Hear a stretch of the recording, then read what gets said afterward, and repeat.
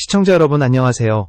오늘은 JTBC 최강야구가 왜 이렇게까지 무너졌는지 그 치명적인 이유를 낱낱이 파헤쳐 보겠습니다. 단순한 시청률 하락이 아닌 프로그램의 근본이 붕괴된 진짜 이유를 함께 찾아가 봅니다.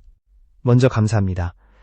영상을 시청해 주셔서 진심으로 감사드리며 구독과 좋아요로 채널에 힘을 주신다면 앞으로 더 깊이 있는 이야기를 전해드릴 수 있을 것입니다. 이제 시작합니다. 단 한때 불꽃 같은 열정을 자랑하던 최강야구가 어떻게 0.8%의 참사로 추락했는지 그 뒤에 숨은 인물들과 오만한 결정들을 추적합니다. 팬들의 기대를 배신한 그날의 장면, 그리고 누구도 말하지 않았던 진짜 원흉의 실체가 지금 드러납니다. 시즌 3 시청률 0.8%. 이는 단순한 숫자가 아닙니다. 프로그램의 생명이 끝났다는 사망 선고와도 같았습니다. 한때 전설이라 불리던 불꽃야구조차 이보다 높은 1%를 기록했지만 최강야구는 그 벽마저 무너졌습니다. 팬들은 충격 속에서 물었습니다. 누가 이 참사의 책임자인가? 가장 먼저 지목된 인물은 플레잉 코치 심수창, 그리고 새롭게 합류한 감독 이종범이었습니다. 팬들은 그들에게 지분을 나누어 붙였습니다. 심수창 50%, 이종범 25%. 하지만 과연 그 판단이 옳았을까요? 오늘 우리는 그 단순한 비난의 이면을 들여다봅니다. 두 인물이 진짜 원흉인지, 아니면 누군가의 설계 속에 놓인 말판의 조각인지. 이 영상은 그 본질을 향한 탐사입니다. 시즌 3의 시청률 0.8%.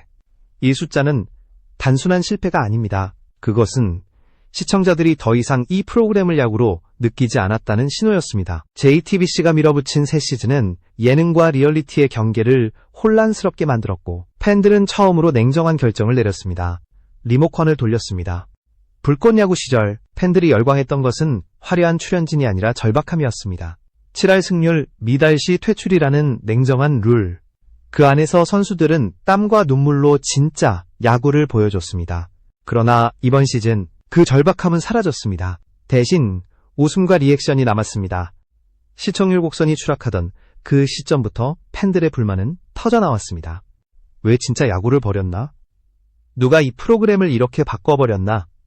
팬들은 프로그램이 더 이상 그들의 마음을 대변하지 않는다는 사실을 알아챘습니다. 진정성이 빠진 순간 야구는 단지 포맷이 되었고 감정은 사라졌습니다. 심지어 방송은 경기의 과정보다 자막과 리액션에 더 집중했습니다. 선수들의 긴장감은 편집으로 잘려나갔고 필드 위의 열정은 웃음 포인트로 바뀌었습니다. 팬들이 사랑했던 것은 결과가 아니라 과정이었지만 제작진은 그 사실을 잊었습니다. 결국 0.8%라는 수치는 단순한 시청률이 아니라 팬심의 이탈을 수치화한 결과였습니다. 사람들은 최강야구를 더 이상 기다리지 않았습니다. 방송을 켜도 그 안에는 더 이상 그들이 기억하던 뜨거운 드라마가 없었습니다. 남은 것은 형식뿐이었습니다. 이제 그들은 묻습니다. 누가 이 무너짐을 설계했는가? 그리고 왜 누구도 그 징후를 멈추려 하지 않았는가? 그 답을 찾기 위해 우리는 첫 번째 인물, 심수창을 향해 시선을 돌려야 합니다. 그 이름이 왜 팬들 사이에서 1순위 비난의 대상이 되었는지, 그리고 그 이면에 어떤 오해와 진실이 숨어 있었는지를 말입니다. 최강야구 팬들이 가장 먼저 지목한 이름, 바로 심수창이었습니다. 그는 단지 플레잉 코치가 아니라 프로그램의 상징 그 자체였습니다. 그러나 그 상징은 어느새 신뢰의 대상이 아닌 비난의 중심으로 바뀌었습니다. 팬들이 그를 향해 50%의 책임을 말한 이유는 단순했습니다. 그가 이 프로그램의 영혼을 잃게 했다. 2022년 불꽃야구 시절의 심수창은 김성근 감독과 잦은 충돌을 빚었습니다. 훈련을 거부하고 아프다며 빠지는 모습이 반복되었고 방송 예능처럼 가벼운 태도는 팬들에게 깊은 실망을 안겼습니다. 그때부터 이미 균열은 시작되고 있었습니다. 진짜 야구를 할 마음이 없는 사람이라는 낙인이 찍혔던 것입니다. 그런데 시즌 3, 그가 다시 돌아왔습니다. 그것도 핵심 위치인 플레잉 코치로. 팬들은 말했습니다. 이제 끝이구나. 심수창의 복귀는 팬들에게 희망이 아니라 절망의 신호였습니다. 프로그램이 다시 야구 예능으로 돌아간다는 선언처럼 보였기 때문입니다. 그는 실력보다 캐릭터로 돌아왔고 제작진은 그를 통해 다시 웃음을 만들려 했습니다. 하지만 그 웃음은 시청자에게 슬픔으로 바뀌었습니다. 진짜 야구는 사라졌고 남은 건 대본처럼 움직이는 캐릭터의 연출뿐이었습니다. 팬들은 분노했습니다. 이건 더 이상 땀의 드라마가 아니다.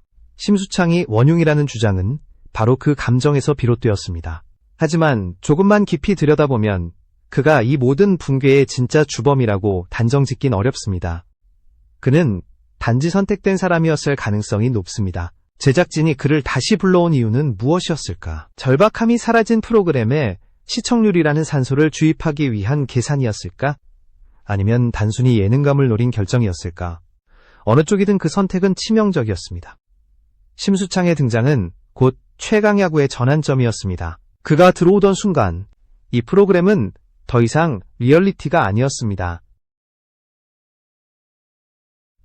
야구를 하는 사람들의 이야기가 아닌 야구를 하는 척하는 사람들의 이야기가 되었기 때문에 원흉이라기보다 신호탄이었습니다. 불꽃이 꺼진 자리, 진정성이 빠진 무대, 그리고 그 위에 남은 것은 웃음이라는 가면뿐이었습니다.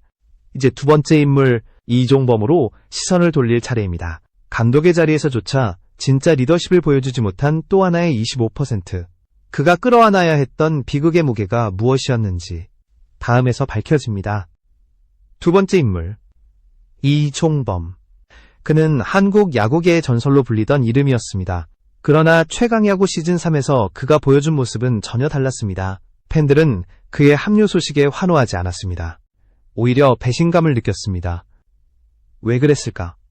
이종범 감독은 시즌 중 현역 코치직을 내려놓고 JTBC 최강야구에 전격 합류했습니다. 팬들의 시선에서 그건 단순한 커리어 전환이 아니었습니다. 프로의 현장을 버리고 예능으로 갔다는 인식이었습니다. 그는 분명 젊은 선수들과 미래를 함께하던 지도자였는데 어느 날 갑자기 카메라 앞에서 웃음을 던지는 예능인이 되어 있었습니다. 그의 합류 이후 프로그램은 더 이상 긴장감이 느껴지지 않았습니다. 과거 김성근 감독의 시대에 존재하던 그 불꽃의 규율은 사라졌습니다. 7할 승률 미달 시 퇴출이라는 절박한 룰 대신 패배 시 100만 원 각출이라는 가벼운 벌칙이 등장했습니다. 팬들은 말했다. 이건 더 이상 생존이 아니라 놀이야. 이종범은 분명 스타였습니다. 그러나 그 스타성은 팀의 리더십으로 바뀌지 못했습니다.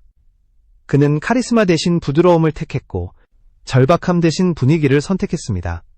하지만 야구는 분위기로 승리할 수 있는 게임이 아닙니다. 팬들은 그런 이완된 공기를 정확히 느꼈습니다. 경기 내내 감독으로서의 존재감은 희미했습니다. 선수에게 날카로운 피드백 대신 웃음과 리액션이 이어졌고 전략보다 감정에 기대는 장면들이 많았습니다. 예능의 카메라는 그를 중심에 두었지만 야구의 카메라는 그를 비워두었습니다. 그 결과 최강야구는 정체성을 완전히 잃었습니다. 예능도 아니고 진짜 야구도 아닌 어중간한 형태, 그 중심에는 이종범이라는 이름이 놓여 있었습니다. 하지만 과연 그가 스스로 이 자리를 선택했을까? 그는 감독이 되고 싶었던 걸까? 아니면 누군가가 만들어낸 그림 속 인물이었을까? 이 질문이 팬들의 마음속에서 계속 떠돌았습니다. 만약 후자라면 이종범 역시 희생자였습니다. 누군가의 설계 속에서 움직이는 말판의 또 다른 조각이었을 뿐. 이 지점에서 우리는 더 큰 무대의 뒤편을 바라봐야 합니다. 심수창과 이종범. 그들은 무대 위 배우에 불과했습니다. 그렇다면 그들에게 대본을 쥐어주고 조명을 비춘 사람은 누구였을까? 이제 카메라를 돌려야 할 때입니다. 그 진짜 손, 기획의 중심으로 향해 봅니다. 이제 카메라의 초점을 무대 뒤로 옮겨야 합니다. 진짜 범인은 눈앞에 있지 않았습니다. 심수창도 이종범도 그저 연출된 무대 위에 놓인 인형이었습니다. 그 인형을 조종한 손, 바로 JTBC의 기획팀과 성치경 PD였습니다. 그들은 착각했습니다. 최강야구의 성공 비결이 출연진의 이름값과 방송사의 플랫폼이라고 믿었던 것입니다. 그러나 그것은 껍데기였습니다. 진짜 심장은 따로 있었습니다. 바로 7할 승률 미달 시 퇴출이라는 냉정한 룰이었습니다. 그 잔혹한 규칙 속에서 태어난 절박함과 진정성이 팬들을 붙잡았습니다. 그러나 PD는 그것을 불편함이라 여겼습니다. 그리고 그 핵심을 지워버렸습니다. 그 자리에 들어선 것은 컵 대회 우승이라는 공허한 목표였습니다. 승부의 무게는 사라지고 경쟁의 서사는 편집되었습니다. 이제 남은 것은 캐릭터의 대사, 억지 웃음, 그리고 편집된 리액션뿐이었습니다. 팬들은 그 순간 느꼈습니다. 이건 더 이상 진짜가 아니다. 불꽃야구 시절.